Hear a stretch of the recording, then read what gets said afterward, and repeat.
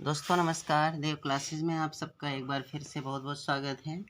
आज हम लोग श्वसन तंत्र व परिसंचरण तंत्र से रिलेटेड जितने भी प्रश्न होते हैं उन्हें पढ़ने का प्रयास करेंगे और लगभग मैं इसमें आपको 25 महत्वपूर्ण प्रश्नों को बताऊंगा। तो श्वसन तंत्र के बारे में देखते हैं। श्वसन तंत्र के अंतर्गत क्या आते हैं? तो श्वसन तंत्र के अंतर्गत वे सभी अंग आते हैं जिससे होकर वायु का आदान प्रदान होता है। जैसे हमारा क्या है, फेफड़ा है, फुफ्फुस है, या फेफड़ा को ही फुफ्फुस कहते हैं। इसका कार्य क्या होता है कि निश्चित रूप से हमारे शरीर में गैसों का आदान प्रदान करना। ठीक, फेफड़ों या फुफ्फुस का कार्य क्या होता है? तो फेफड़ों या फुफ्फुस द्वारा गैसों का आदान प्रदान होता है। रक्त परिसंचरण तंत्र की खोज किसने किया? तो आपको ध्यान रखना है कि विलियम हार्वे नामक वैज्ञानिक ने रक्त परिसंचरण तंत्र की खोज किया था। सामान्य मनुष्य के हृदय का वजन कितना होता है?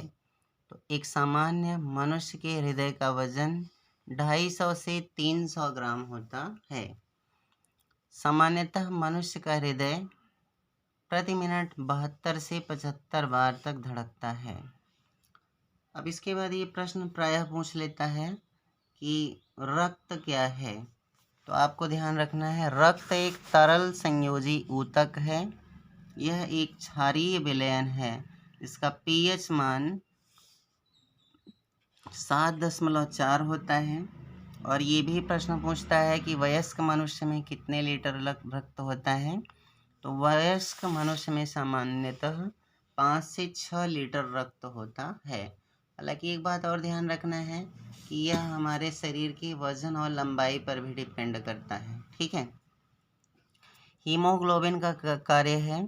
तो हीमोग्लोबिन ऑक्सीजन का परिवहन करता है। इसमें हीम नामक लाल रंग का पदार्थ होता है।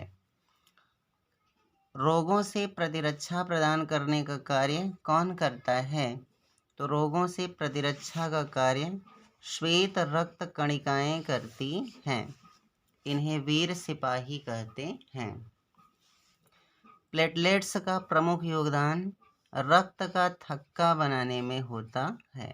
ठीक, जैसे हम लोग कहेंगे हीमोग्लोबिन एक तरह का क्या है, आपका लाल रंग का ब्लड होता है, जबकि प्लेटलेट्स क्या होता है, यह हमारे शरीर को रोगों से लड़ने की क्षमता भी देता है और रक्त का थक्का बनाने में सहायता भी करता है।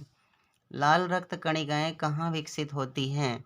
तो हमें ध्यान रखना है, ये क्वेश्चन बहुत बार पूछा है, अस्थि मज्जा में। लिम्फोसाइट्स का निर्माण कहाँ होता है? तो प्लीहा, लसिका ग्रंथि, अस्थि मज्जा व थाइमस ग्रंथियों में लिम्फोसाइट्स का निर्माण होता है। ल्यूकीमिया क्या है? तो रुधिर में श्वेत रक्त कणिकाओं की अत्यधिक मात्रा में उपस्थिति ही ल्यूकीमिया कहलाती है और इसे हम क्या कहते हैं? रक्त कैंसर भी कहते हैं।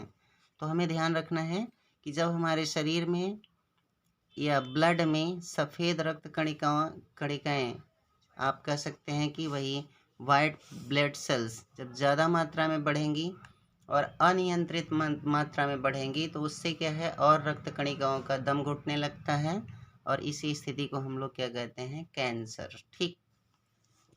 मधुमेह किससे होता है? तो रक्त ग्लूकोज के नियमन के लिए अग्नाशय में इंसुलिन का स्रावण होता है। इस हार्मोन की कमी से मधुमेह नामक रोग हो जाता है। तो जब आप कहेंगे कि अगर हमारे शरीर में ग्लूकोज की मात्रा अगर रक्त में ज़्यादा होगी तो अग्नाशय या पैनक्रियाज में इंसुलिन का स्रावण बंद हो जाएगा और इसकी कमी से क्या हो जाएगा? मधुमेह या डायबिटीज नामक रोग। मानव का सामान्यतः रक्तदाब कितना होता है? तो उम्र बढ़ने के साथ रक्तदाब बढ़ जाता है, जिसे हम लोग क्या कहते हैं? बीपी या ब्लड प्रेशर।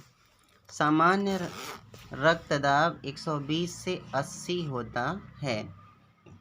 रक्त दाब को मापने में स्फिग्नोमैनोमीटर का प्रयोग किया जाता है। ठीक। रक्त समूह की खोज किसने किया?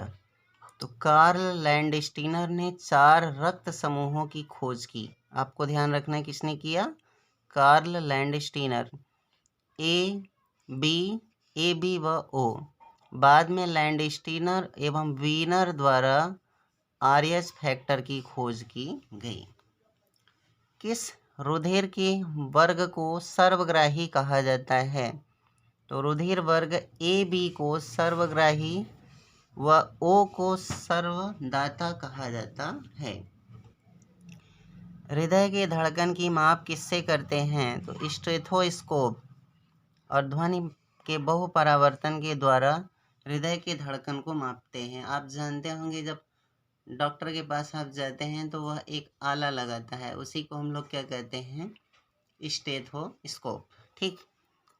वृक्कों का मुख्य कार्य क्या है? तो रुधिर को छानकर इसमें से अनावश्यक व अपशिष्ट पदार्थों को हटाना वृक्कों का मुख्य कार्य होता है, या हम इसे कहते हैं किडनी का मुख्य कार्य होता है।